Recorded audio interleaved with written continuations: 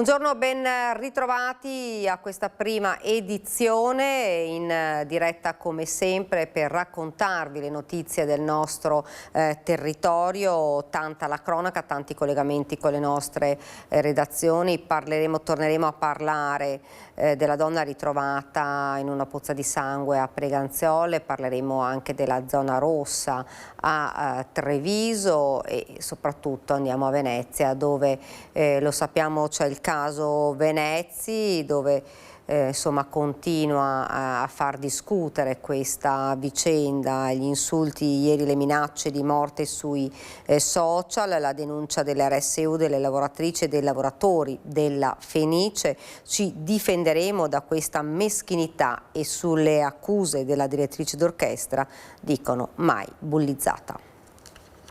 Chi veramente deve sentirsi offeso e perseguitato sono i lavoratori del Teatro della Fenice che nelle ultime ore hanno ricevuto via social pesanti offese e addirittura minacce di morte. Minacce di morte, insulti e una raffica di attacchi sui social e questo è il nuovo fronte di tensione che scuote il Gran Teatro La Fenice di Venezia dopo la rescissione del contratto di Beatrice Venezzi. L'RSU denuncia un clima sempre più pesante e parla apertamente di minacce anche di morte ricevute online a lavoratori e lavoratrici del teatro, tanto da aver affidato la vicenda ai propri legali. Ma non basta.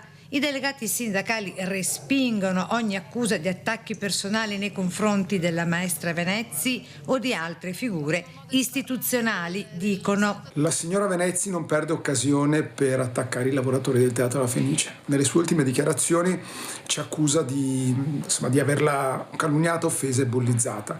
Ovviamente rispediamo al mittente queste accuse.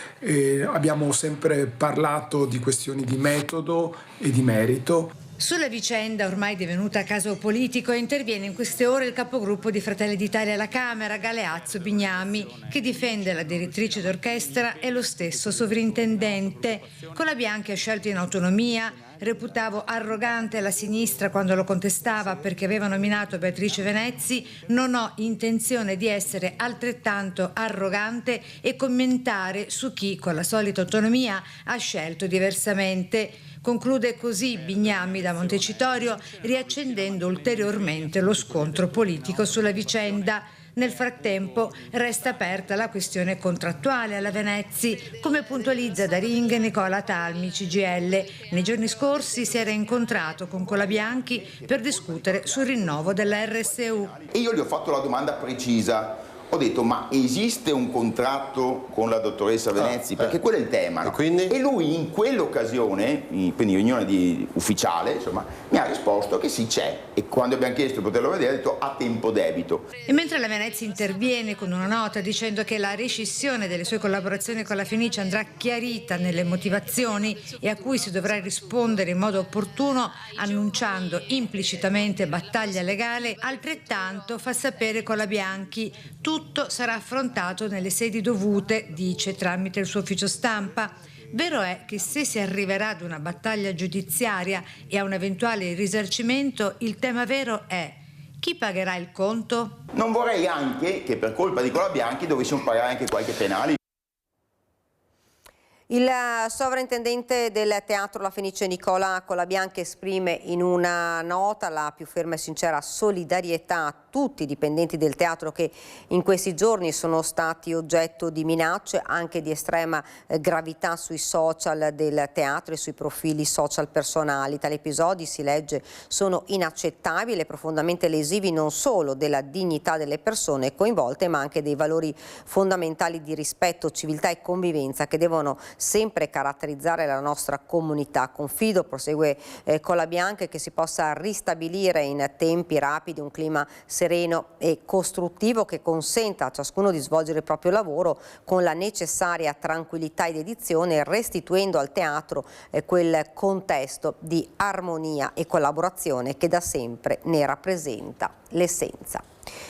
Ed ora andiamo con la cronaca e ci spostiamo nel Padovano. Distrutto dalle fiamme la scorsa notte un ex vivaio ad Abano Terme. Sulle cause stanno indagando i carabinieri, aperte per ora tutte le ipotesi. È passata da poco la mezzanotte quando il fuoco avvolge una struttura in via Montesanto ad Abano Terme. A lanciare l'allarme sono i residenti che iniziano a chiamare i numeri d'emergenza. Nel frattempo le fiamme divampano nei 1200 metri quadrati della Abano Vivai Garden, chiusa da pochi mesi. Arrivano i vigili del fuoco di Abano Terme con i colleghi di Padova e i volontari di Borgo Ricco. Sul posto anche il funzionario di guardia e i carabinieri. Un lavoro lungo e difficile. Nel frattempo inizia l'indagine condotta dal nucleo investigativo regionale dei Vigili del Fuoco e dai Carabinieri. Tutte le ipotesi sull'origine sono aperte, non si esclude per ora neppure il dolo.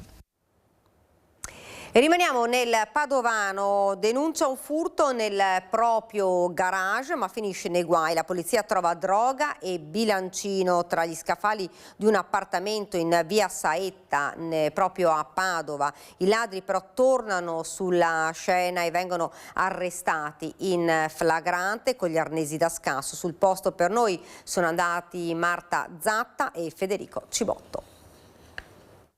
Il quartiere Arcella di Padova torna al centro della cronaca. Alle 2 di notte un uomo in via Setta, al primo piano di una palazzina, ha chiamato gli agenti della questura perché un uomo stava tentando di entrare all'interno del suo garage. Gli agenti quindi, arrivati sul posto, hanno proceduto alla perquisizione della zona, alla perquisizione del garage, trovando all'interno dello stesso 60 grammi di hashish. Quindi l'uomo che aveva chiamato gli agenti è stato anche denunciato. Mentre gli agenti erano sul posto, i 3 che avevano tentato l'effrazione si sono avvicinati al luogo e a quel punto gli agenti sono riusciti ad arrestarli, anche perché all'interno dell'auto con la quale erano scappati hanno trovato una mazza da baseball, un piede di porco, un cacciavite. Si tratta di 2 uomini di origine albanese e di un italiano. Ecco, al di là del fatto di cronaca avvenuto appunto la scorsa notte, i cittadini che abitano qui anche da oltre 40 anni non si sentono più al sicuro e raccontano di come la zona sia anche cambiata nel tempo. Ma vediamo cosa ci hanno detto. In questa zona è un disastro perché è inutile che ci vengano a dire che è tutto tranquillo, che non serve zona rossa, che qua e che là. È un disastro. Ma perché dice un disastro? Per cosa? Perché ci sono tanti extracomunitari che si sono integrati, sono brave persone, come nel mio palazzo, e ci sono altri extracomunitari che vivono solo di espedienti. E lei da quanti anni abita qui? 46.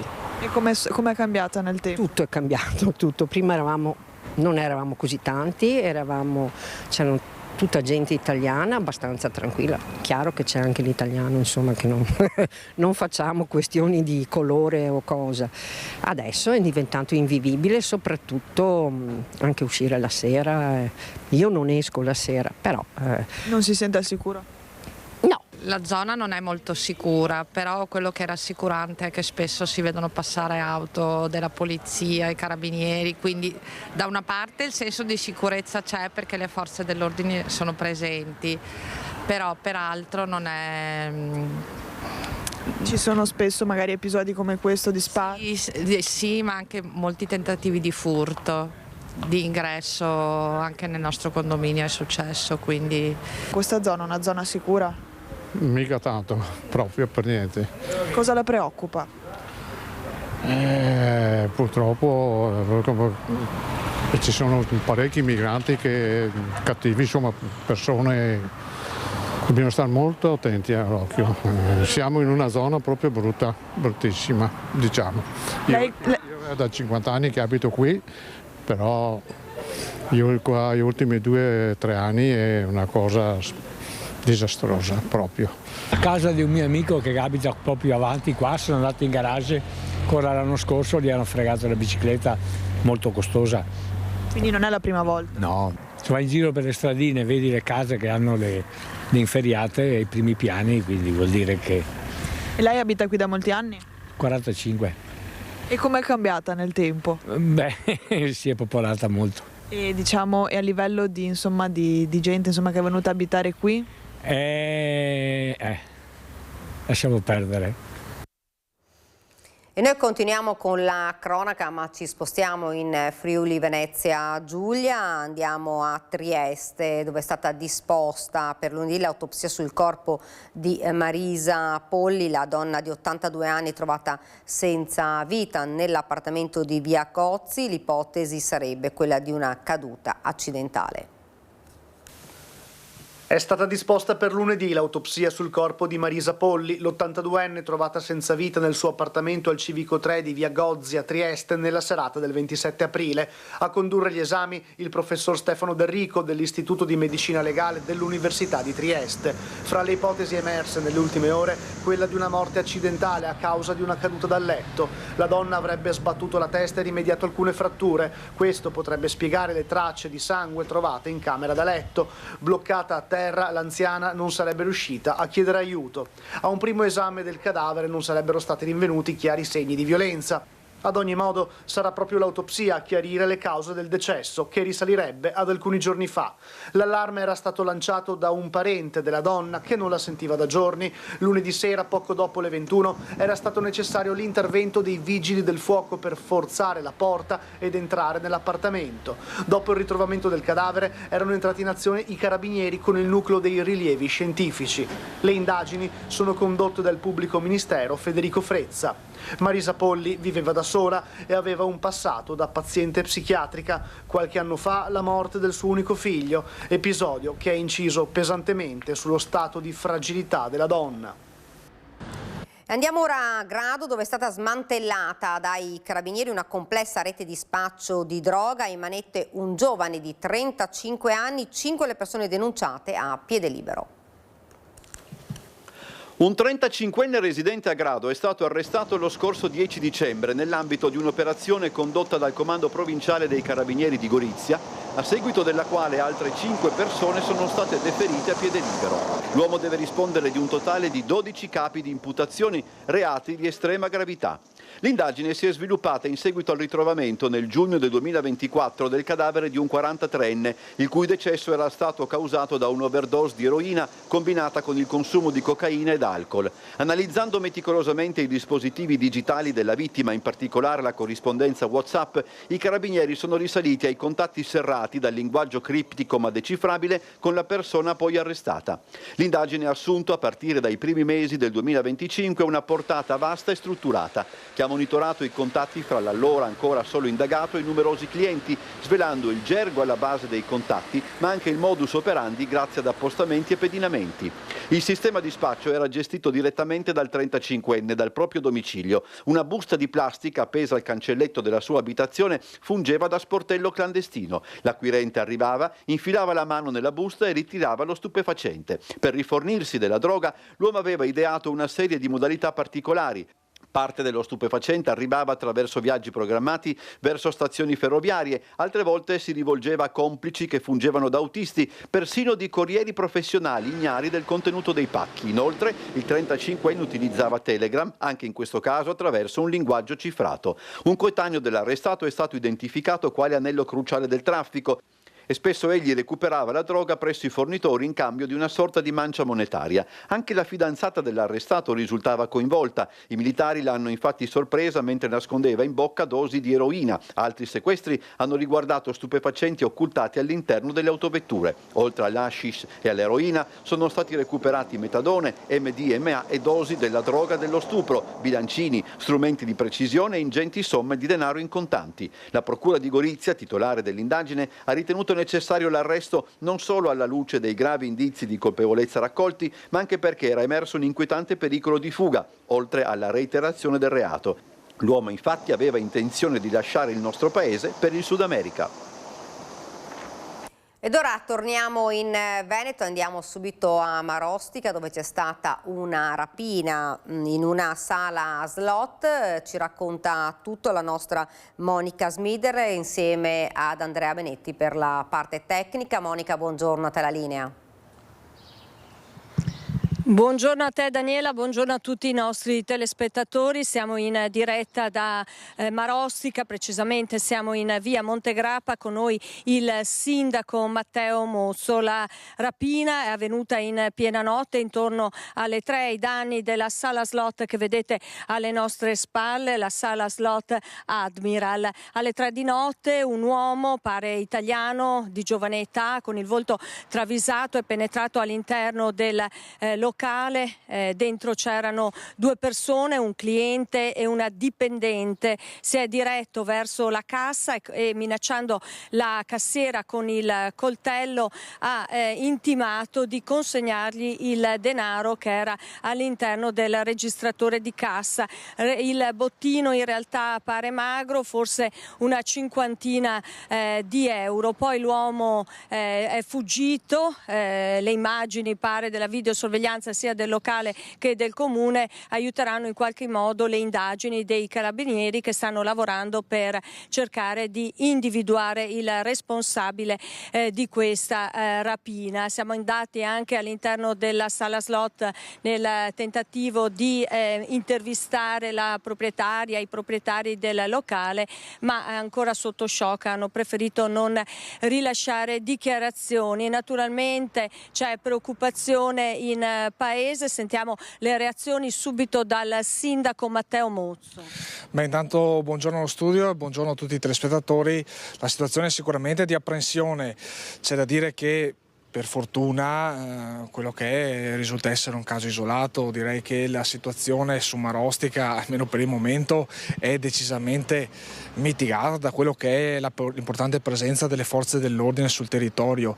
C'è da dire che non bisogna abbassare la guardia, anzi io invito con tutta quanto me stesso ad avvisare sempre forze dell'ordine, ma anche l'ente nel caso si vedessero particolari criticità, e questo non soltanto da cittadini ma anche da persone esterne, perché purtroppo sembra impossibile, ma a volte basta guardare con un po' di attenzione per vedere dei comportamenti che non sono normali, per cui io invito sempre alla collaborazione. Per quanto riguarda il caso in oggetto, direi che noi siamo a massima disposizione delle forze dell'ordine come su moltissime altre tematiche, e qualora richiedessero, insomma, noi sicuramente siamo per la collaborazione su tutti i fronti.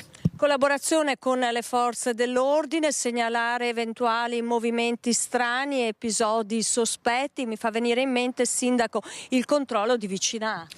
Stiamo per partire con questo, è arrivata da poco la firma da parte della prefettura per gli accordi, per cui adesso cominceremo gli incontri pubblici. C'è anche un aggiornamento, Daniela, da Vicenza, dove ieri è stata compiuta una rapina in pieno centro con spray urticante, è avvenuta in Contrà Santa Caterina. Vi leggo in diretta che la polizia è riuscita a identificare il responsabile. La vittima ieri è stata anche soccorsa dal 118, ha riportato difficoltà respiratorie ed è stata dimessa poi con un giorno di prognosi. Gli agenti della questura di Vicenza hanno sequestrato 2 coltelli e la bomboletta utilizzata per l'aggressione. Il responsabile è stato accompagnato in questura, sono in corso accertamenti sulla sua posizione. La vittima è invece un cittadino nigeriano che ha inseguito il rapinatore.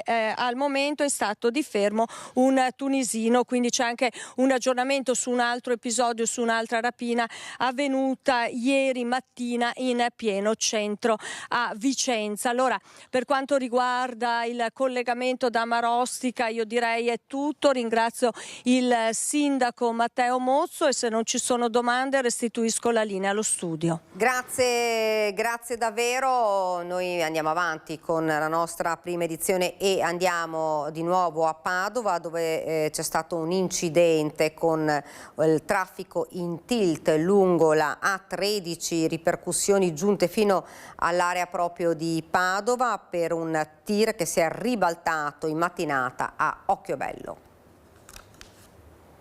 Viaggiava carico di scooter il tir che questa mattina intorno alle 7 si è ribaltato lungo la 13 nel territorio di Occhiobello.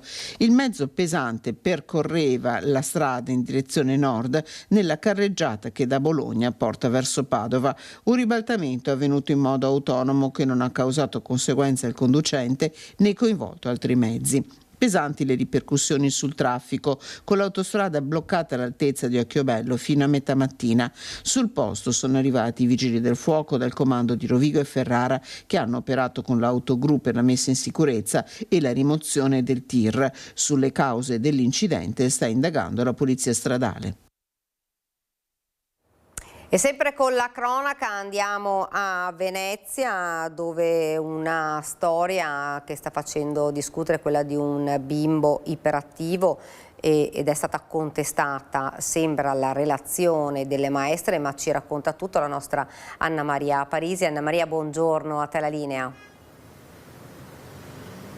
Sì, buongiorno Daniela, davanti alla sede dell'ufficio scolastico regionale del Veneto, dove sta continuando a far discutere questa vicenda del bimbo di 8 anni di una terza elementare della Riviera del Brenta, che sarebbe stato definito disabile dalle maestre, che a tal fine avrebbero anche falsificato i quaderni del bimbo, il tutto al fine di ottenere un insegnante di sostegno. Relazione naturalmente contestata dalla famiglia del bambino, che comunque sebbene iperattivo e vivace è un bimbo normodotato, dicono i genitori, e che per questo si sono rivolti alla ULSS 3 Serenissima per avere dei referti che potessero verificare o smentire l'ipotesi, la tesi degli insegnanti, poi smentita appunto dalle relazioni sia del logopedista che dello psicologo della ULSS 3.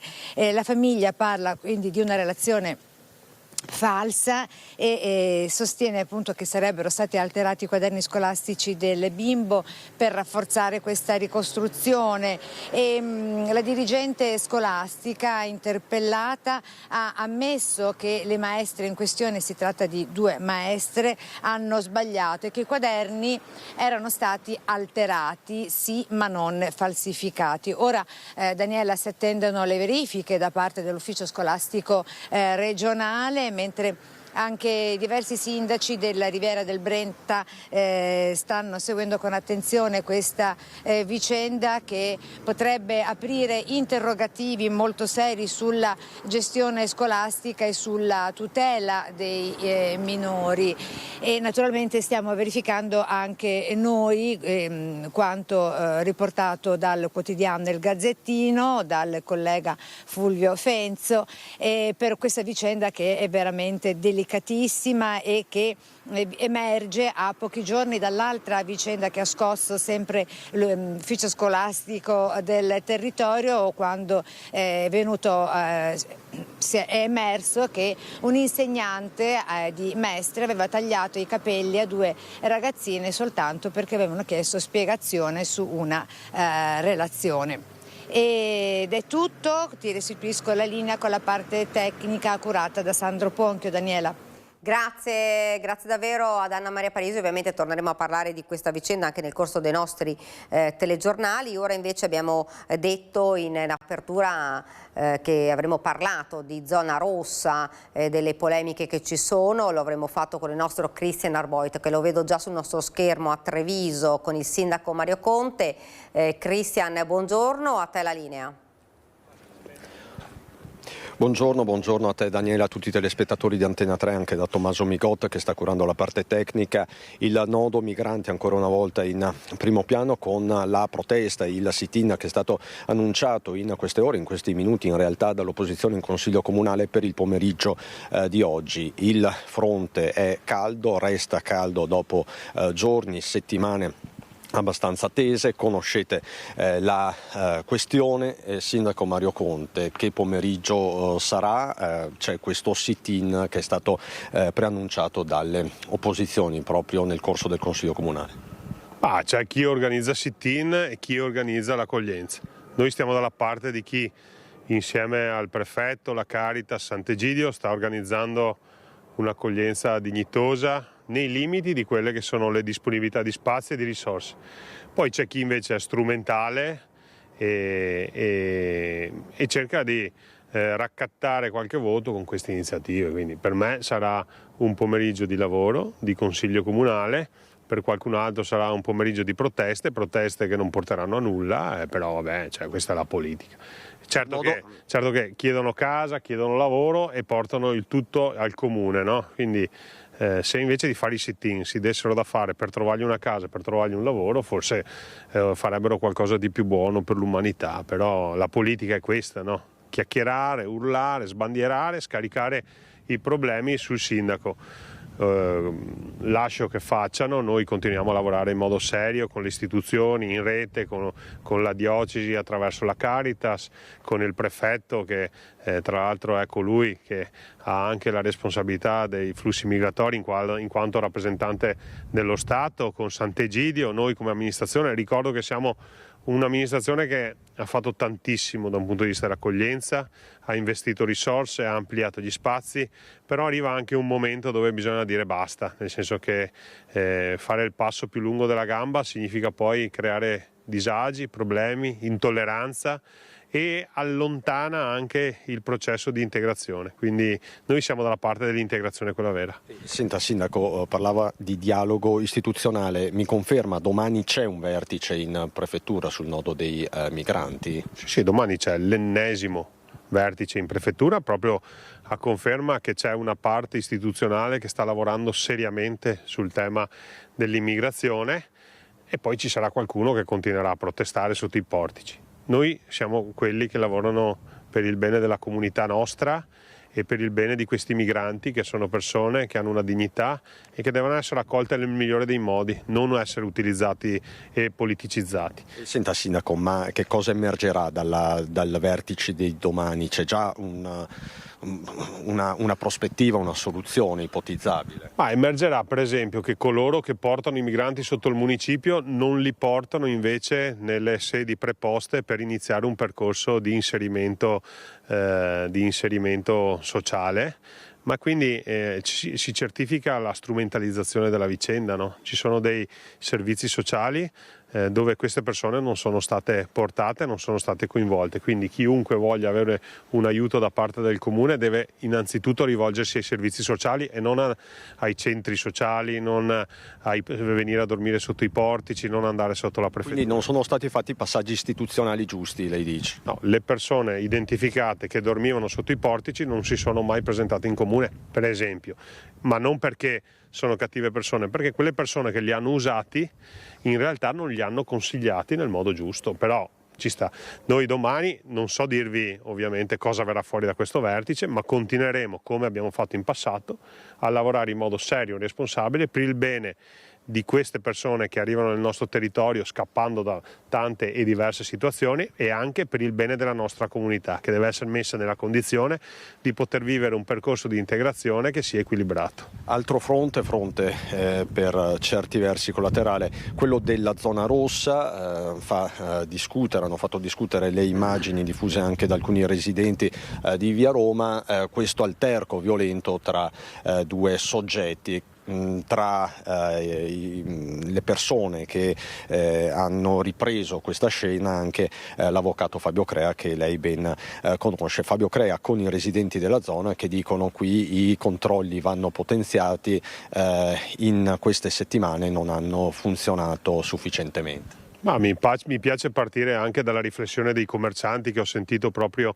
sulla vostra rete, che evidenziano come la zona sia nettamente migliorata. Ovviamente c'è ancora qualche criticità, come ha denunciato l'avvocato Crea e il comitato di residenti. Farò presente questo al questore, al comandante dei carabinieri e al prefetto. Mi dispiace quando viene messa in discussione la professionalità delle nostre forze dell'ordine e quindi a loro va la mia solidarietà, li ringrazio invece per il lavoro che stanno facendo e mi appello ancora una volta al ministro Nordio, perché se ci fosse la certezza della pena probabilmente quei soggetti non sarebbero ancora lì a disturbare, a delinquere, e quindi prendo l'invito dell'avvocato Crea, che tra l'altro è un esponente di Fratelli d'Italia, e lo rivolgo al ministro Nordio, perché servono norme più severe, serve certezza della pena e serve supporto alle forze dell'ordine. Non dobbiamo denigrarle, non dobbiamo criticarle, dobbiamo sostenerle, e quindi condivido la riflessione dell'avvocato Crea, tutto tranne quando dice che qualcuno è stato incapace di gestire. Si rivolge evidentemente al questore e al prefetto, e di questo mi dispiace da parte di un partito che invece a livello nazionale si è sempre dimostrato vicino alle forze dell'ordine. Ecco, noi come Lega la solidarietà alle forze dell'ordine la portiamo concretamente e lo sosteniamo in ogni situazione, anche quelle più delicate. Sono in difficoltà da un punto di vista dell'organico, e quindi chiediamo a gran voce che vengano aumentati i presidi e le presenze di carabinieri e poliziotti nei nostri territori. Chiediamo che vengano date risorse ai comuni per assumere ancora più agenti di polizia locale, e chiediamo al governo che metta mano alle leggi perché siano più severe, con la certezza della pena. Quindi lei vorrebbe vedere, in ultimissima battuta, maggiore incisività da parte del governo, in particolare, lo ha detto espressamente, da parte del ministro Carlo Nordio, ministro della giustizia trevigiano. Io col ministro Nordio mi sento spesso, condividiamo quelle che sono i punti deboli da un punto di vista normativo, perché troppe volte coloro che commettono reati il giorno dopo ce li ritroviamo ancora in giro nelle piazze e per le vie, quindi evidentemente qualcosa da questo punto di vista bisogna fare. Molti di quei soggetti che vengono fermati nella zona rossa, se ci fossero delle leggi più severe e certezza della pena,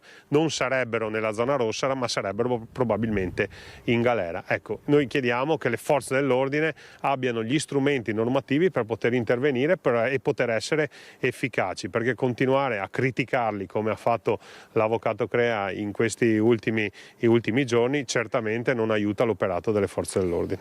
Grazie Sindaco Mario Conte, staremo a vedere l'evoluzione delle prossime ore. Il sit-in che è stato preannunciato per il pomeriggio di oggi in Consiglio Comunale. Come vedi Daniela, i fronti caldi sono diversi. Per il momento è tutto. Da Casugana con Tommaso Migotta ti restituisco la linea. Grazie davvero a Cristian Arboit e Tommaso Migot. Ora una notizia di cronaca giunta in redazione: un infortunio sul lavoro avvenuto questa mattina in zona industriale a Vittorio Veneto. Un operaio è rimasto ferito, stava lavorando con un grosso trasformatore ed è stato travolto e schiacciato. L'incidente, come vi dicevo nella mattina, a restare ferito è un 43enne operaio dell'Enel di Sacile in provincia di Pordenone, soccorso dai colleghi che hanno immediatamente lanciato l'allarme. Sul posto sono arrivati gli operatori del SUEM con l'elisoccorso. L'uomo è stato trasportato in ospedale a Treviso, non è in pericolo di vita, ma la prognosi comunque è riservata. Avrebbe riportato lesioni a gambe e braccia. Per chiarire ora la dinamica e per gli accertamenti del caso sono intervenuti i carabinieri e i tecnici del nucleo Spisal dell'ULS 2. Ora ci fermiamo qualche istante di pubblicità, poi nuovamente in studio con altri servizi, altra cronaca e altra diretta. Siamo tornati nuovamente in diretta in studio ed andiamo a Belluno con Fabio Fioravanti per parlare dell'attività del SUEM, degli operatori del SUEM 118. Parliamo del bilancio invernale del SUEM e lo facciamo con Fabio Fioravanti, che vedo già sullo schermo. Buongiorno, a te la linea. Grazie per la linea, siamo col commissario dell'USL 1 Giuseppe Dalben, che ha presentato questi dati di una stagione che, ricordiamo, per Belluno vuol dire la stagione invernale, la stagione sciistica, con anche in mezzo Olimpiadi, Paralimpiadi. Ma il primo dato che salta all'occhio è che in questi mesi invernali ci sono stati più incidenti sulle piste da sci che sulle strade. Ma è proprio così, abbiamo avuto diverse chiamate e quindi abbiamo soccorso numerosissime persone nelle piste da sci, più che appunto traumatismi da strada. Questo a significare l'importanza dello sviluppo della rete dell'urgenza e dell'emergenza che abbiamo voluto in questo periodo sviluppare nel nostro territorio del bellunese, proprio per rispondere a questo tipo di esigenze. Sulle piste è importante da quest'anno l'introduzione dell'obbligatorietà del casco. una misura di sicurezza veramente importante. Quello che dobbiamo sviluppare è sempre di più la cultura della sicurezza, che vuol dire sicuramente passare attraverso misure di prevenzione come quella del casco, ma deve essere qualcosa che ognuno di noi interiorizza, cioè l'importanza di sviluppare la propria attività lavorativa o sportiva o di svago nella maggior sicurezza possibile, per sé e per gli altri. Nelle immagini che ha preparato Stefano, che spero stiate mandando in onda, ci sono gli elicotteri, ce n'è uno anche alle nostre spalle. Avete allungato il periodo del secondo elicottero e a volte due, siccome gli incidenti si concentrano in una fascia breve solare che è quella dello stare in pista, a volte nemmeno due sono bastati. Assolutamente sì, rispetto ai 20 giorni del 20-25 i 2 elicotteri erano presenti nel nostro territorio dal 5 di dicembre al 15 di marzo e a volte appunto le richieste erano talmente numerose che abbiamo dovuto anche chiamare altri elicotteri che fanno parte appunto della rete dell'elisoccorso, elicotteri che vengono dalla provincia di Trento o da Treviso, regionali, ma anche noi siamo andati in altre occasioni a soccorrere persone incidentate in territori al di fuori della provincia di Belluno. Ultima cosa, dato che bisogna sempre sottolineare per invitare la gente a usare più buonsenso, il 62% degli accessi al pronto soccorso sono codici bianchi. Lei ha il 118 sulla maglia che indossa, c'è un numero 116-117 che potrebbe anche essere utile per far sì che molte di queste persone non venissero a intasare i pronti soccorsi, perché penso che sia Belluno ma che valga un po' per tutti gli ospedali. 116-117 è un numero utilissimo per le chiamate, le richieste non di emergenza, non di urgenza, è un numero che risponde per quanto riguarda i servizi territoriali in particolare, è in azione da ottobre questo numero, sono arrivate alla nostra azienda sanitaria più di 12.000 chiamate in questo periodo da ottobre ad aprile, e chiamate che vanno ad etendere quelle che sono le chiamate al 118. Questo è tutto, credo che abbiamo dato abbastanza informazioni, tantissimi peraltro i numeri che vi racconteremo nel telegiornale questa sera, forniti quest'oggi. Da Belluno è tutto, lì nello studio. Grazie davvero a Fabio Fioravanzi e Stefano Bozzi. Noi ora continuiamo con la cronaca e andiamo a Treviso, dove 2 studenti di 16 anni sono stati rapinati sotto la minaccia di un coltello da 3 coetanei fuori dall'istituto Cerletti di Conegliano. La polizia ha denunciato i responsabili. Il coltello puntato contro, le minacce, gli schiaffi, poi la rapina, protagonisti ancora una volta giovanissimi. Un copione che si ripete nuovamente, stavolta a Conegliano. La mattina del 28 marzo, all'esterno dei cancelli del Cerletti, 2 studenti di 16 anni stanno aspettando di entrare a scuola. Dovrebbero incontrarsi con una ragazza e altri giovani, ma all'appuntamento arrivano 3 loro coetanei di nazionalità albanese, rumena e marocchina di 16 e 17 anni, anche loro studenti ma di altri istituti. I 5 non si conoscono, ma bastano pochi minuti alle vittime per capire le intenzioni dei 3. Dalla mano di uno di loro spunta un coltello. Sotto la minaccia dell'arma si fanno consegnare dal 16enne i soldi che ha con sé, circa 40 euro, mentre l'amico prima viene preso a schiaffi, poi fatto inginocchiare. L'ultima intimidazione degli aggressori prima di andarsene, quando raccomandano ai ragazzi di non parlare per evitare ritorsioni. Sotto shock i 2 studenti raccontano tutto ai genitori che li accompagnano in commissariato a sporgere denuncia. Scattano le indagini della polizia anche attraverso l'incrocio dei dati raccolti sui social, delle telecamere e delle testimonianze. Risalgono ai 3 giovanissimi, tutti incensurati, ora denunciati per rapina aggravata e minaccia aggravata dall'utilizzo del coltello. Dinamica simile alla tentata rapina dello scorso febbraio a pochi metri da questo ultimo episodio all'esterno dell'istituto Galilei, ai danni di uno studente, anche in questo caso avvicinato da 3 minori che lo avevano minacciato cercando di portargli via il giubbotto. Solo l'intervento di un passante aveva evitato di portare a termine il piano. Nessun collegamento tra i 2 fatti, ma un modus operandi sempre più diffuso tra i giovanissimi che ignorano le conseguenze di certe azioni. Rimaniamo nel Trevigiano, dove c'è stata un furto di capi griffati all'interno di un negozio di abbigliamento in via Roma a Vedelago. Arrestate 2 persone, si tratta di 2 cittadini serbi di 39 anni. già noti alle forze dell'ordine per precedenti di polizia. I due balcanici sono stati sorpresi mentre tentavano di asportare 2 giacche griffate per un valore commerciale complessivo di circa 1.300 euro. La rifurtiva è stata interamente recuperata, immediatamente restituita ai legittimi proprietari. L'allarme è scattato subito da parte dei dipendenti e l'arrivo immediato dei carabinieri ha permesso il loro arresto. Al termine delle formalità di rito e dell'identificazione, gli arrestati sono stati rimessi in libertà in attesa della convalida dell'arresto, come disposto dall'autorità giudiziaria tempestivamente informata dalla stazione di Vedelago, che sta procedendo. E noi ora torniamo in Friuli Venezia Giulia per la brutale aggressione avvenuta al Parco Moretti in zona a Udine da parte di cittadini stranieri nei confronti di un loro connazionale. La rapina è finita con una fuga resa breve dalla prontezza dei carabinieri.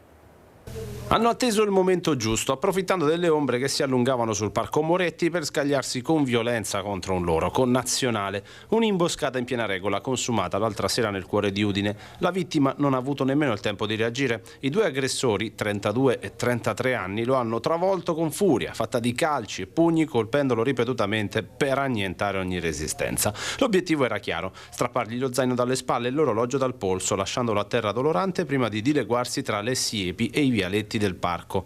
Ma la fuga dei due banditi, entrambi senza fissa dimora, è stata una corsa contro il tempo già persa in partenza. La chiamata al 112 ha fatto scattare una risposta lampo. Le pattuglie del nucleo operativo e radiomobili hanno letteralmente sigillato il quadrante cittadino. Una caccia all'uomo durata pochi istanti. I carabinieri li hanno intercettati mentre cercavano di confondersi nell'oscurità, ancora col fiato corto e soprattutto ancora con la refurtiva stretta tra le mani. Lo zaino e l'orologio sono stati riconsegnati al legittimo proprietario, mentre per i due rapinatori si sono spalancate le porte del carcere di via Spalato. Restano per ora dietro le sbarre a disposizione dell'autorità giudiziaria in attesa che la giustizia faccia il suo corso, mentre l'aggressione solleva ancora interrogativi sulla sicurezza serale delle aree verdi di Udine.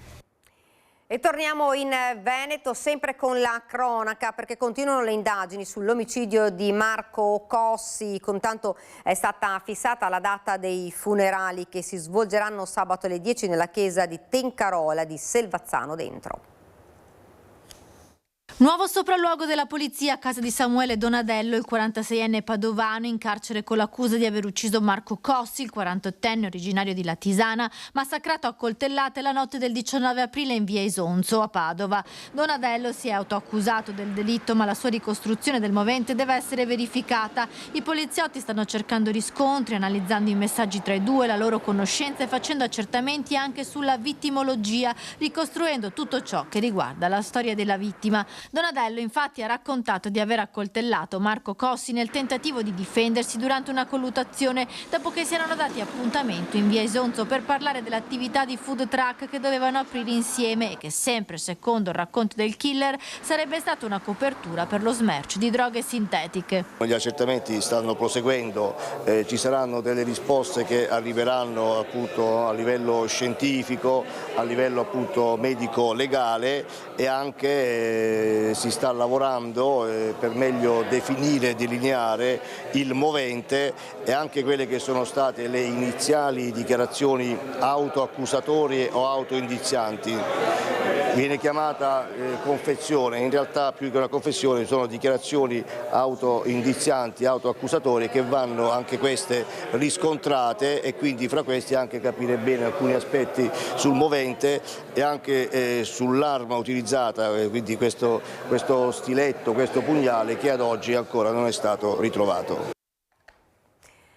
E continuiamo sempre con la cronaca, ma dal Trevigiano, e torniamo a parlare di un altro omicidio che fece davvero scalpore, quello dell'omicidio di Margherita Ceschin, l'anziana pensionata uccisa nella sua abitazione a Conegliano. È arrivato a sentenza anche il processo a carico del grande accusatore Joel Lorenzo, una pena di 20 anni contro i 24 chiesti dalla procura grazie alle attenuanti e alla volontà di risarcire i familiari della vittima. Il pubblico ministero Michele Permunian aveva chiesto per lui una condanna a 24 anni, la Corte d'Assise di Treviso gliene ha inflitti 20. È una sentenza che soddisfa la difesa e scontenta le parti civili, quella a carico di Joel Lorenzo, il 26enne dominicano coinvolto nel delitto di Margherita Ceschin, salvo poi collaborare con gli inquirenti. Un procedimento a parte, quello nei suoi confronti, dopo che per l'omicidio della 72enne, il 23 giugno 2023 a Conegliano, sono già stati condannati all'ergastolo il fratello Sergio Lorenzo e quello che viene ritenuto l'esecutore materiale Matteo Garcia, mentre Enzo Lorenzon, ex marito della vittima e considerato il mandante della spedizione finita con la morte dell'anziana, è a sua volta deceduto lo scorso 4 agosto. Il riconoscimento delle attenuanti generiche come prevalenti sulle aggravanti ha permesso la riduzione del calcolo della pena. Il 26enne di fatto potrà tornare in regime di semilibertà già tra 12 anni, a suo carico anche una provvisionale a favore di una delle figlie della Ceschin di 120.000 euro.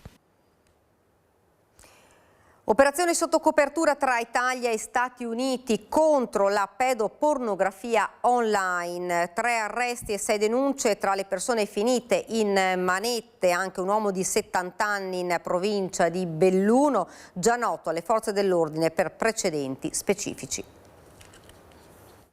L'hanno denominata Mad Hatter, cappellaio matto, in riferimento al celebre romanzo Alice nel Paese delle Meraviglie, per rappresentare l'idea di un mondo distorto o fuori dalla realtà, come quello del celebre personaggio.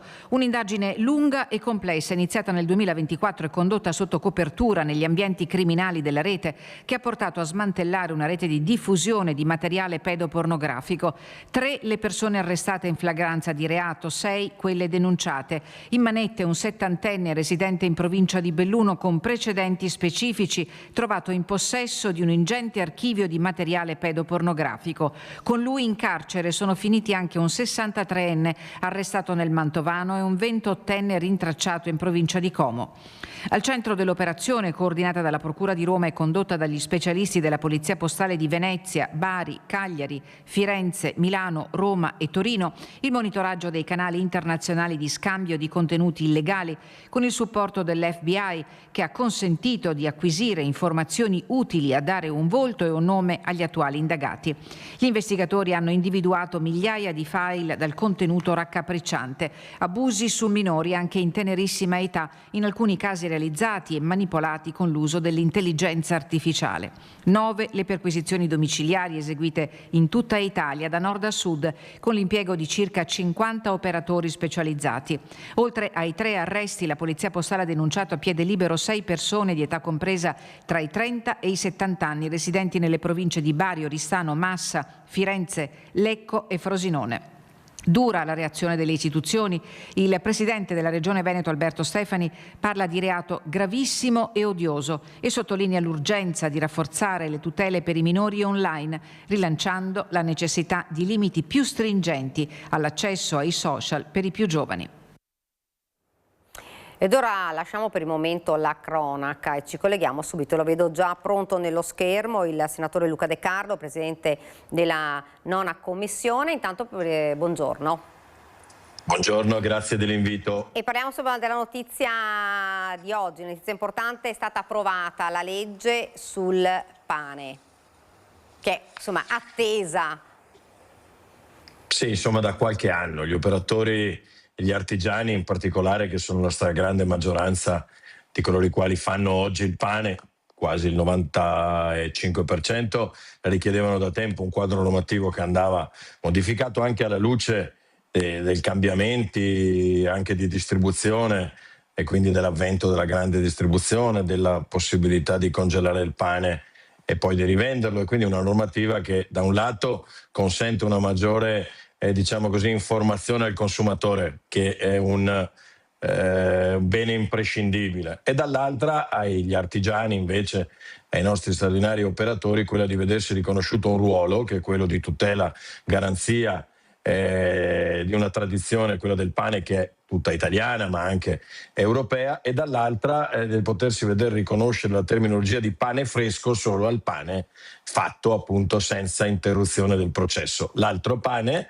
quello che prevede magari una ricottura, dovrà essere messo in scaffali ben separati, avere una dicitura ben chiara, in modo da non confonderlo con quello fresco. Dopodiché c'è un tema interessante che è quello del Made in Italy, e cioè che chi utilizza prodotti Made in Italy potrà fregiarsi del titolo di pane Made in Italy, quindi questo è un motivo di vendita in più e soprattutto un sostegno a quella parte della filiera più debole, che è quella agricola, che ha bisogno di sostegni, ma non soltanto sostegni economici diretti, ma anche sostegni indiretti come il supporto delle filiere, perché le consentirà di spuntare prezzi decisamente migliori.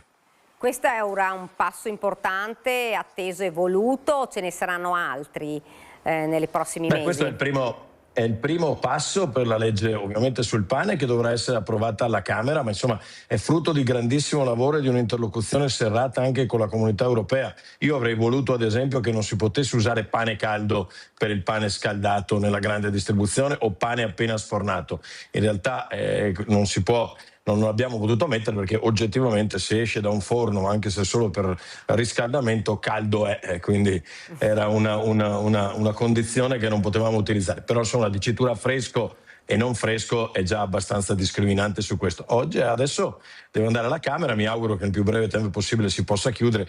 Lì va fatto decisamente meno lavoro, perché insomma la legge è già frutto di interlocuzioni dall'Europa, con l'Europa da una parte, ma con i tanti operatori, i panificatori che io ringrazio, tutte le associazioni di categoria, perché in questi quasi 4 anni di lavoro su questa norma sono stati non solo al mio fianco, ma assolutamente preziosi, senza i quali probabilmente questa norma non avrebbe visto la luce. Prodotti, senatore, questi che vanno assolutamente tutelati. Sicuramente il Made in Italy è il nostro tratto distintivo. Oggi il consumatore consapevole ricerca quei prodotti che sono più identitari, che fanno parte della propria cultura, che arrivano sugli scaffali in minor tempo e che soprattutto consentono ai nostri negozi di rimanere aperti, perché guardate, ogni qualvolta si chiude un negozio nei paesi piccoli ma anche nelle grandi città si viene a perdere un presidio, e anche sotto il profilo stesso del valore dei paesi, anche immobiliare, la presenza di negozi rappresenta un valore aggiunto fondamentale, oltre che una tradizione, quella del pane, che è talmente sviluppata in tutta Italia da farne un tratto distintivo. Ma non solo, il pane è il simbolo di tutte e 3 le religioni monoteiste e quindi è un cibo che da sempre mette insieme le persone, fa convivialità e soprattutto in Italia è assolutamente un marchio di fabbrica facilmente riconoscibile. Una giornata c'è stata poco tempo fa, lei aveva fatto anche una serata importante dove abbiamo visto anche tantissima gente, questo proprio per far capire quanto è importante e quanto c'è attenzione proprio per il Made in Italy. C'è una straordinaria attenzione e siamo bombardati da notizie pessime, da un contesto anche geopolitico difficile. E all'interno di questo ci sono tanti operatori che nel silenzio più assoluto, in Veneto in particolare, lavorano e sgobbano, e io in quella serata a Conegliano ho voluto dare voce a tutte quelle straordinarie idee, invenzioni di una volta, ma che continuano ad essere un tratto importante della nostra società. La replicheremo a Belluno con un'iniziativa il 23 di maggio che si chiamerà Orgoglio Bellunese, dove racconteremo un po' del latte, un po' del gelato, un po' del tiziano, insomma di tutte quelle cose che in provincia di Belluno ne fanno, insieme agli occhiali, un tratto distintivo. Parlando sempre di Made in Italy, parliamo anche della protesta che c'è stata degli agricoltori. È evidente, è un momento straordinariamente difficile. Le filiere più deboli sono quelle dell'agricoltura. Pensiamo al pane, quanto vale il grano e quanto vale il pane, insomma si moltiplica quasi per 10, mentre all'agricoltore resta poco. Dobbiamo lavorare, stiamo continuando a farlo, abbiamo investito tantissimo in questi anni, in 4 anni oltre 15 miliardi, in un momento stradifficile. Continuiamo a sostenere i costi del gasolio con 1 miliardo, mentre tutte le altre nazioni, quelle a guida socialista soprattutto in Europa, hanno levato i sussidi perché ritenuti famosi sussidi dannosi, cioè gasolio perché provenienti da fonti fossili. Noi l'abbiamo lasciato in Italia e vale 1 miliardo. Siamo intervenuti con il 20% di credito d'imposta sulle spese di marzo, continueremo a farlo, e di oggi la notizia che l'Unione Europea finalmente, anche se sempre un pelo in ritardo rispetto ai problemi, abbia deliberato un nuovo quadro e un nuovo piano di aiuti per riuscire a intervenire proprio in quei settori più sensibili, tra i quali c'è il costo del trasporto, il costo del gasolio, e sia per agricoltura che per la pesca, quindi segnali concreti di attenzione. È chiaro che abbiamo il dovere oggi di sostenere gli agricoltori, perché il settore primario è condizio assolutamente sine qua non in Italia per continuare a fare i record che stiamo facendo sull'agroalimentare. È imprescindibile l'agricoltura. È un momento difficile? Sì. Siamo consci che il lavoro da fare sia tanto? Assolutamente sì. Siamo anche convinti però che gli agricoltori sappiano che in questi anni abbiamo investito tante risorse e che soprattutto abbiamo tante agricolture. Non esiste un'agricoltura sola, esistono agricolture che soffrono, agricolture che soffrono meno e agricolture che in questi anni sono riusciti, attraverso il legame con il territorio, attraverso l'innovazione, attraverso tanta ricerca, ad essere sul mercato e di subire meno quelli che sono i contraccolpi, posto che l'Italia ha sprecato una straordinaria occasione qualche anno fa, quando non si è resa particolarmente indipendente su urea e su fertilizzanti. Avevamo una chimica, quella verde del gruppo Ferruzzi, straordinariamente all'avanguardia nel mondo. Abbiamo distrutto quel straordinario patrimonio per correre dietro alle logiche insensate del New Green Deal, che ha avuto la sua massima esplosione con il Green Deal europeo, che di fatto ha penalizzato le imprese e che ha criminalizzato gli agricoltori, quando invece gli agricoltori erano i primi bastioni della sostenibilità ambientale. Oggi, con tanta fatica in questi 4 anni, stiamo cercando di raddrizzare quella barca a beneficio dei nostri produttori. Ricordo che il Veneto è la regione con il più alto numero di DOP e di IGP, quindi a dimostrazione di un'agricoltura che sa fare qualità e che sa legare quella qualità al territorio. Ecco, diceva che è un momento difficile per gli agricoltori, non solo, un po' per i cittadini che chiedono davvero più attenzione e chiedono di avere più sicurezze. Attenzione e sicurezze sono per chi amministra a qualsiasi livello. Io ho fatto il sindaco 15 anni e quindi conosco e ho avuto modo di affrontare temi direttamente anche localmente. Io posso assicurare il massimo impegno. Poi, come i nostri cittadini tutti sanno, i soldi non li stampiamo alla bisogna. Purtroppo ci sono anche i conti pubblici, ci sono anche le priorità da definire, ci sono i momenti difficili, ci sono cose che magari riescono ad essere poco comprese dal cittadino perché fanno parte di un ragionamento più grande, ma che ci consentono comunque di tenere assieme la sicurezza, che non è solo sicurezza quella che viviamo nelle piazze o quella economica, ma anche la sicurezza e la libertà in un mondo che oggi oggettivamente mette a dura prova il nostro sistema occidentale di vita, perché c'è qualcuno che vorrebbe smantellarlo a beneficio di sistemi, penso a quello cinese o a quello russo, che sono un po' più aggressivi di quello che siamo stati noi in questi anni. Senatore, parlando prima accennava al caro gasolio, il governo sta valutando ora un ulteriore taglio delle accise.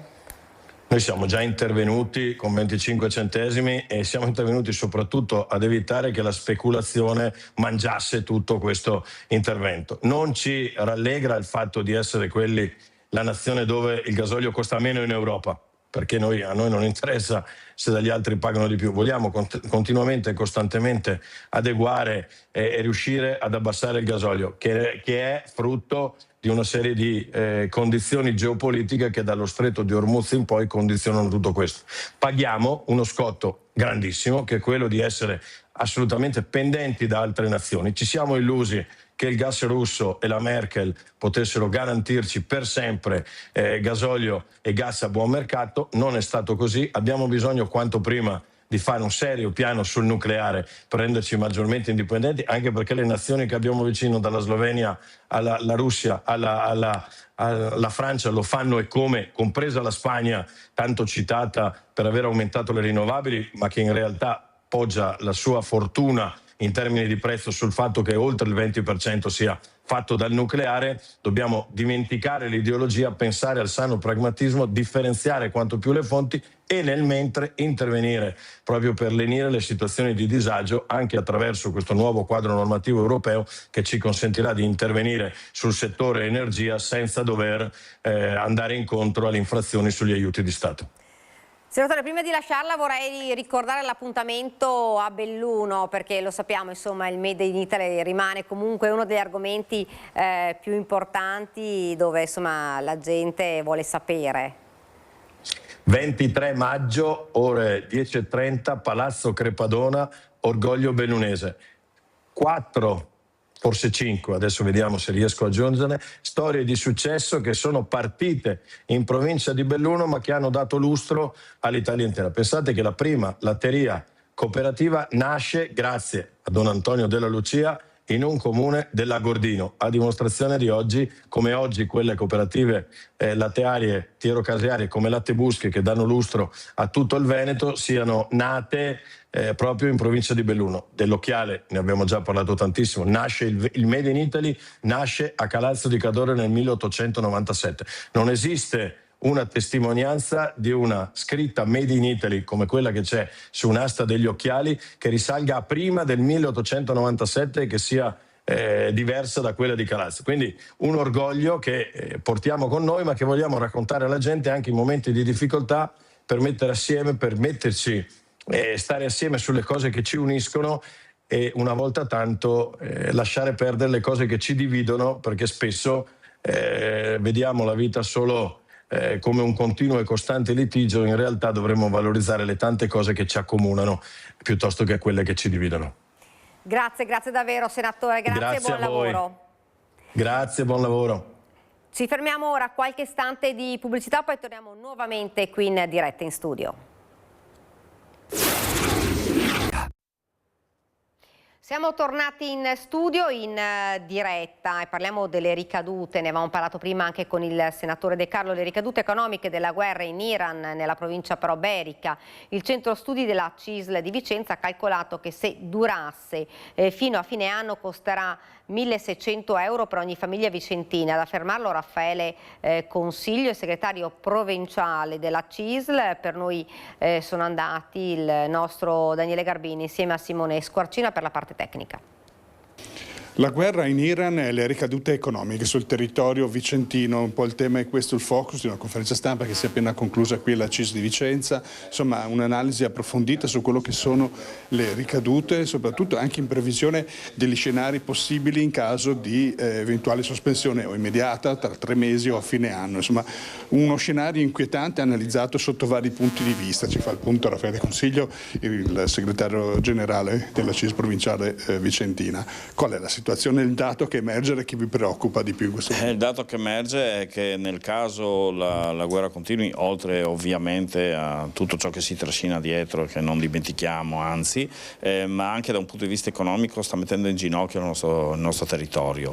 L'inflazione è raddoppiata se smette immediatamente la guerra, altrimenti potremmo arrivare a dei limiti inflattivi elevatissimi se continua per 3 mesi, che sono le valutazioni che abbiamo fatto, un anno. Chiaramente tutto è volatile perché può cambiare tutto da un momento all'altro, come sappiamo.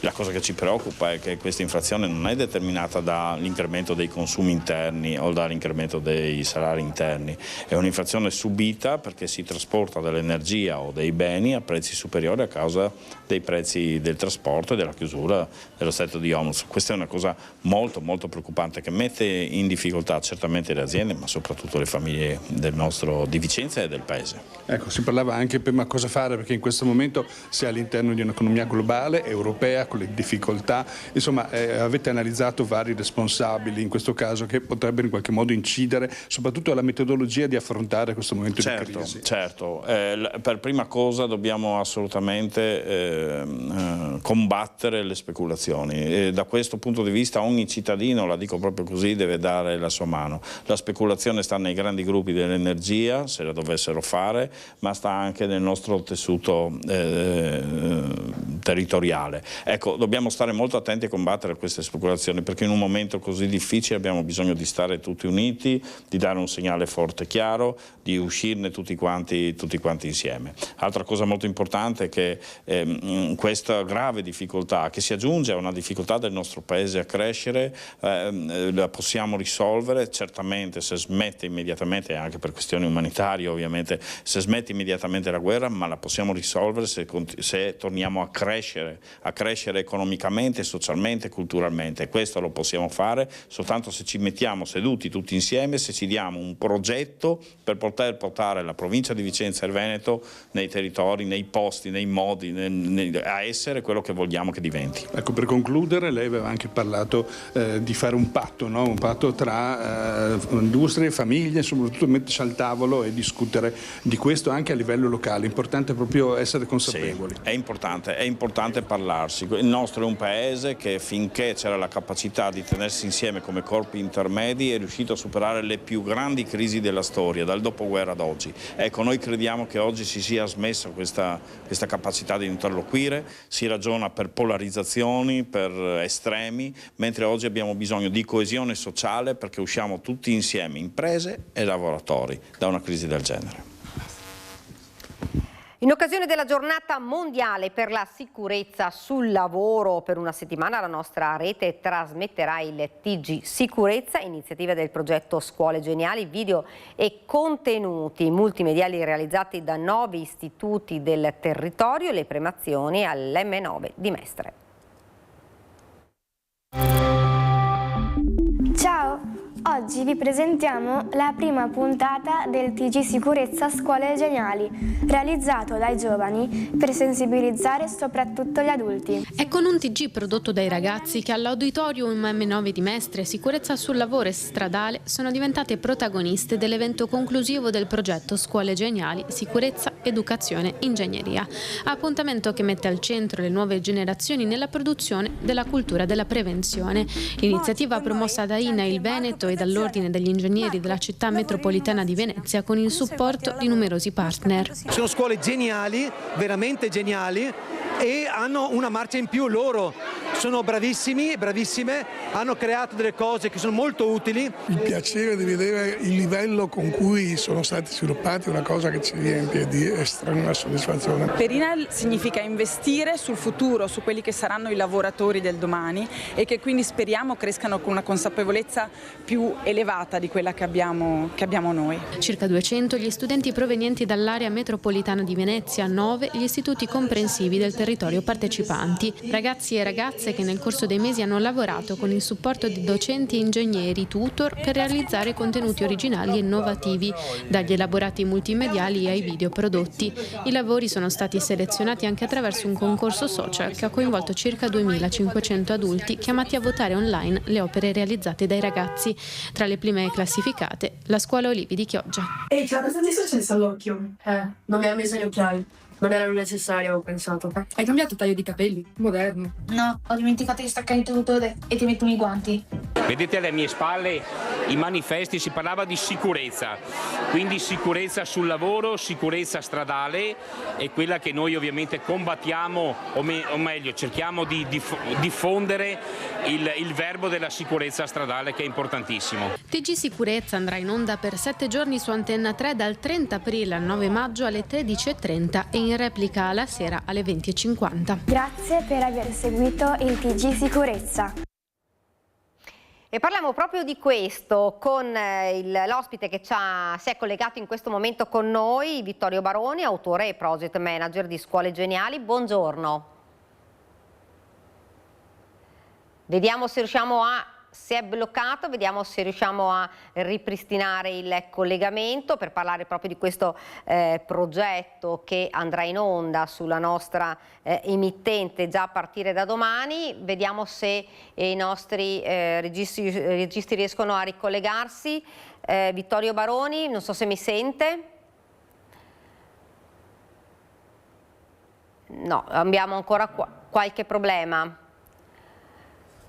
Vediamo se riusciamo fra qualche minuto a ricollegarci con lui, perché come avete sentito un telegiornale che è stato pensato sulla sicurezza, tema importantissimo soprattutto in questo momento, e pensato e realizzato proprio dai ragazzi. Avete visto nelle immagini con dei video, con delle scenette proprio organizzate, promosse da questi ragazzi. ragazzi. Vediamo se riusciamo a collegarci ancora, niente, non so se riusciamo a collegarci con lui per parlare proprio di questo progetto da domani in onda anche sulla nostra emittente. Chiedo dalla regia di darci qualche segnale, se riusciamo, oppure se intanto andiamo avanti. Quindi abbiamo qualche problema di collegamento e quindi vediamo un attimo se... Eccolo qui, lo abbiamo di nuovo. Buongiorno. Buongiorno. Dunque, ce l'abbiamo fatta, bene. Abbiamo visto il servizio. Intanto se ci spiega com'è nata questa idea di questo progetto, dicevamo, per parlare di sicurezza, che è uno dei temi oggi, insomma, importanti, soprattutto realizzato, pensato proprio dai ragazzi stessi. Beh, diciamo il progetto è nato lo scorso anno con la prima edizione che si chiamava Arte, Ingegneria e Energia. È nato in seno agli ingegneri, perché si voleva unire questa, diciamo, disciplina che è più scientifica con la parte più artistica, ed è nato un progetto bellissimo dove le scuole geniali chi ha vinto ha realizzato tipo con una cyclette la produzione di energia elettrica all'imbarcadero di un vaporetto, e con l'IMOB si poteva scalare, insomma, la quantità di energia prodotta con uno sconto bellissimo. Comunque quest'anno invece il tema è la sicurezza, perché abbiamo avuto richieste da parte delle scuole di parlare di questo tema e abbiamo fatto un avviso pubblico e hanno risposto in 9, erano 7 posti disponibili, però li abbiamo accolti tutti e 9. Come hanno preso questa tematica e soprattutto come l'hanno affrontata? Perché insomma sono ragazzi molto giovani. Sì, allora intanto abbiamo accolto una classe per fare una sperimentazione di bambini molto piccoli di seconda elementare di Marcon, Gaggio di Marcon, e diciamo e 8 scuole medie, quindi 5 anni quasi di differenza, e hanno risposto in maniera incredibile. Abbiamo dato a ogni scuola un ingegnere dell'ordine ingegneri che ha assistito alla scuola, poi abbiamo dato 500 euro di contributo per comprare i materiali, per avere una consulenza magari, non so, per la parte di produzione audio-video. Insomma, abbiamo avuto dei partner importanti come INAIL Veneto, che è copromotore del progetto assieme all'ordine e alla Fondazione Ingegneri, Veneto Strade, e diciamo poi abbiamo tutti i partner che sono collegati, quindi l'Archivio Fondazione Cini, Edison, una banca di credito cooperativo che è la più grande che c'è nel Veneto, e 2 studi di ingegneria e architettura, ai progetti e Planum, e questo ci ha dato una forza anche col patrocinio del Consiglio Nazionale di Ingegneri, che è praticamente firmatario a livello nazionale di un protocollo d'intesa con il Ministero dell'istruzione e del merito, e quindi con queste basi, con questa partnership siamo riusciti a intercettare queste 9 scuole che sono candidate, e con loro abbiamo costruito una progettualità veramente, insomma, ci ha stupito tutti. È stato un continuo applauso ieri all'M9 che ci ha ospitato, è intervenuta anche la direttrice Serena Bertolucci.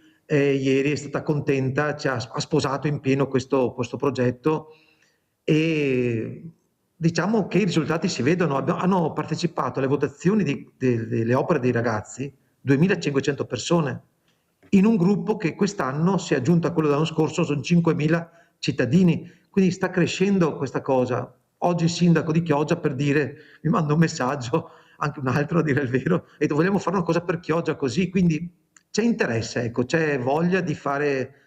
Forse sarà stato Crasmontana, sarà stato non so cosa, comunque il tema della sicurezza è molto sentito, e vediamo che i ragazzi sono molto sensibili, gli insegnanti, i dirigenti scolastici hanno proprio voglia, ci hanno messo veramente l'entusiasmo, anche la loro genialità, dei grandi nelle scuole, e i piccoli poi veramente ci hanno stupito tutti. Ecco, e vogliamo spiegare come si è poi strutturato questo progetto sulla sicurezza?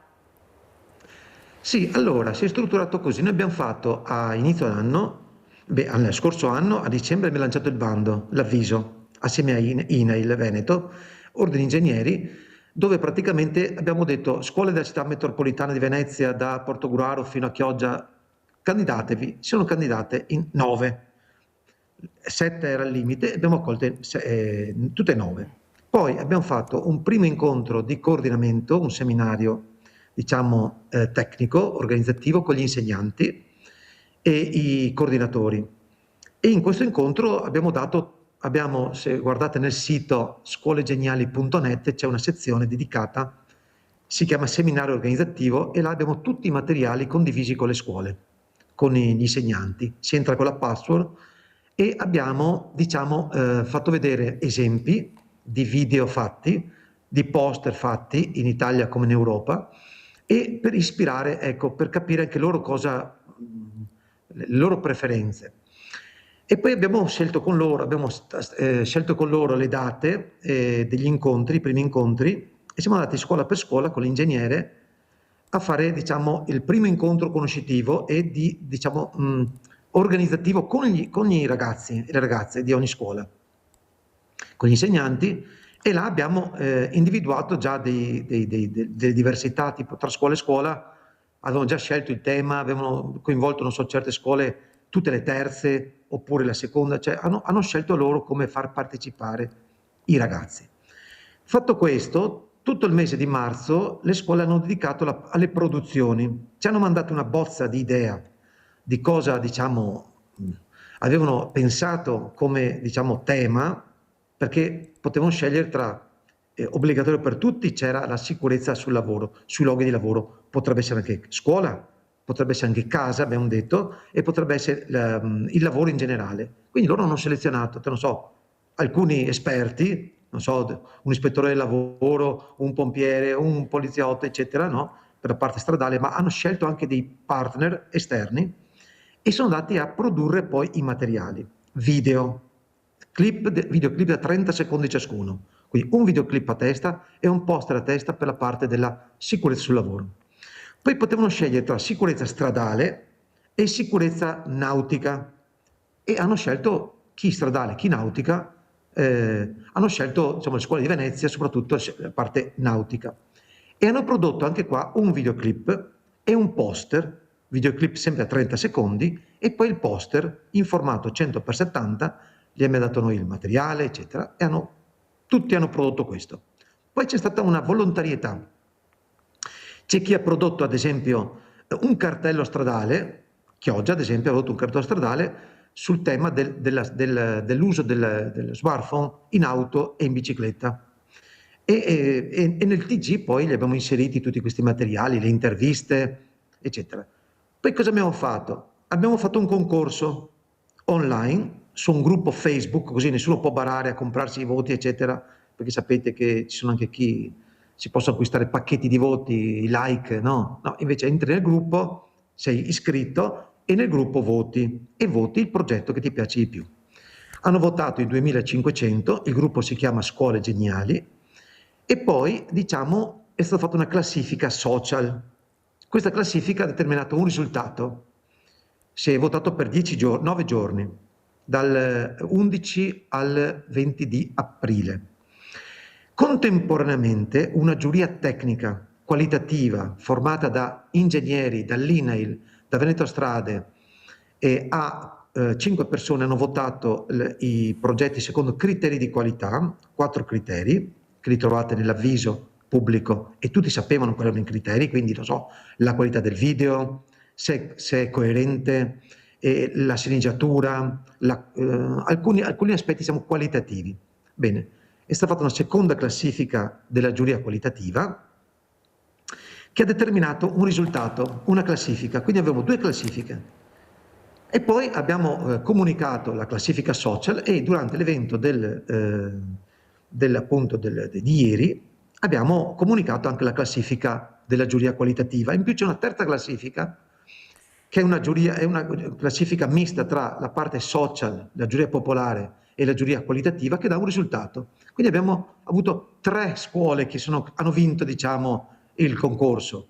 La scuola di Venezia, la Calvi, che è arrivata prima per la giuria qualitativa, la scuola di Fossò, che è la Galilei, che ha vinto la giuria popolare, e la terza scuola che ha vinto, che diciamo eccellenti, 3 scuole eccellenti, diciamo, sono distinte più di altre, che è la scuola Olivi di Chioggia. Ma in realtà l'eccellenza era un po', l'ottimo e l'eccellenza era pochissimo la differenza, perché erano state valutate tutte molto alte.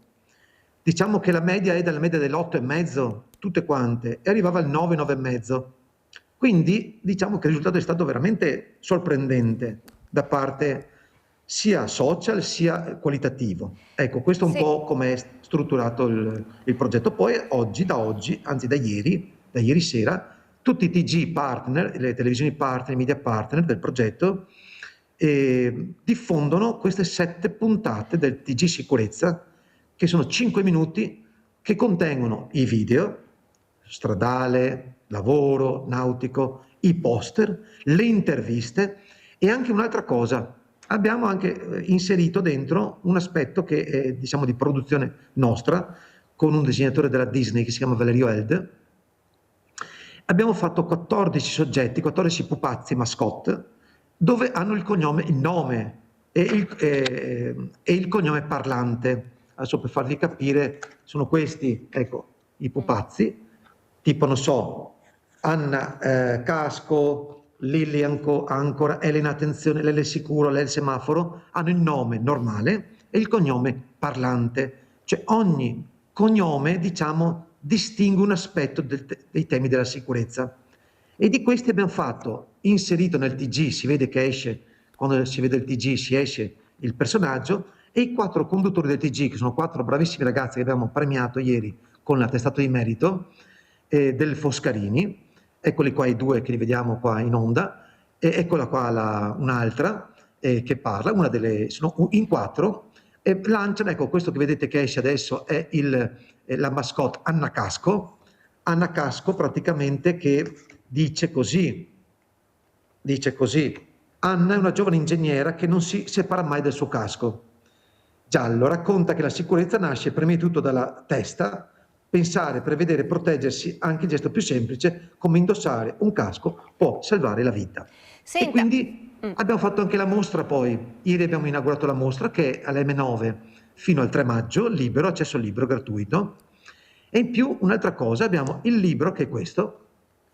Se andate tutti sul sito scuolegeniali.net lo potete scaricare gratuitamente, oppure vi potete collegare al download con il QR code che è questo. Senta, quindi diciamo ecco, tanta roba. Una domanda che vorrei farle è come hanno affrontato, adesso a parte le immagini, ma come hanno affrontato il tema della sicurezza, ragazzi che sono così giovani, come si sono approcciati a questi temi che sono importanti? Beh, innanzitutto c'è stato un lavoro con l'insegnante, con gli insegnanti, con l'ingegnere in classe, e hanno praticamente scoperto questo tema, e per loro in gran parte è stata una scoperta, proprio una parte, ha agito la parte educativa, e noi gli abbiamo spiegato che l'approccio nostro del progetto è un approccio andragogico, cioè, vi spiego, la pedagogia entra, diciamo, a educare i bambini, i giovani, gli adolescenti. L'andragogia, che è un tema, si chiama educazione degli adulti anche, ma andragogia è la scienza, educa gli adulti, appunto. E noi abbiamo detto, voi pensate a delle cose che possono sensibilizzare, che possono aiutare gli adulti ad essere più bravi, più previdenti, più intelligenti, ok? E loro veramente hanno, diciamo, messo in moto delle cose incredibili, veramente, cioè, geniali proprio, perché hanno associato il loro papà, la loro mamma, i loro nonni, i loro parenti, i loro amici, che vanno in macchina, perché loro sono in macchina quando si muovono con i genitori, o sono in moto, o sono per strada, e hanno collegato questa cosa col lavoro fatto con l'ingegnere, con l'insegnante, e hanno costruito poi degli argomenti, sono divisi in gruppi di lavoro, e hanno pensato proprio a come fare i poster, non so, ad esempio, non so, tipo questo, non so, ce ne sono nel libro, li trovate, ecco. Hanno fatto delle cose, una diversa dall'altra, nei poster e nei video, perché anche loro non erano capaci di fare i video, e quindi hanno imparato una cosa nuova, da piccoli proprio, a fare i video, a comporre una sceneggiatura, a individuare il soggetto, a imbastire sulle riprese, l'audio. Hanno costruito i loro microfoni. Se guardate nei video, loro hanno costruito il microfono in modo artigianale. E ognuno il proprio microfono. Questo è un obiettivo, un task che gli abbiamo dato, di costruirlo il loro microfono. E quindi hanno fatto delle cose che, diciamo, sono veramente, diciamo, educative e che sono nate dalla loro, diciamo, genialità. Aiutati sì, ma fino a un certo punto aiutati, perché poi hanno espresso il massimo della loro creatività, genialità, capite? Bene, io la ringrazio davvero, quindi noi aspetteremo insomma di vedere questi TG realizzati dai ragazzi a partire da domani sulla nostra emittente. Grazie davvero. Sì. La vostra da domani. Grazie. Grazie anche per la vostra collaborazione. Grazie a lei invece. Noi qua ci fermiamo per questa prima edizione. Vi ricordo fra qualche minuto lo spazio dedicato alla CGIL. Si parlerà ovviamente del 1° maggio e del lavoro dignitoso. Pubblicità.